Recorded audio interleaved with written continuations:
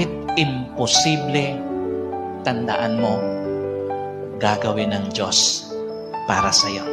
Kahit parang imposible para sa kabuhayan mo, para sa relasyon mo, para sa pangarap mo, para sa kalusugan mo, gagawin ng Diyos.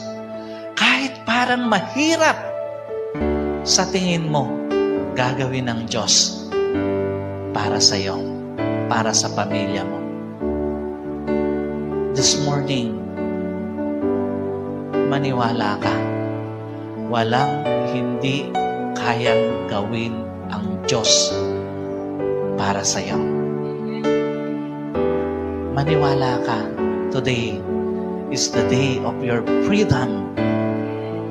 Palalayain ka ng Diyos sa isang relasyon na hindi mo deserve.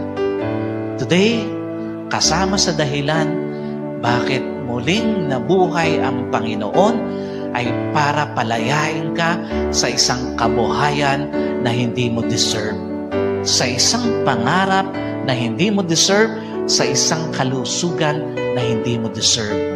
Maniwala ka, today is your freedom para sa bagay, para sa buhay, para sa isang journey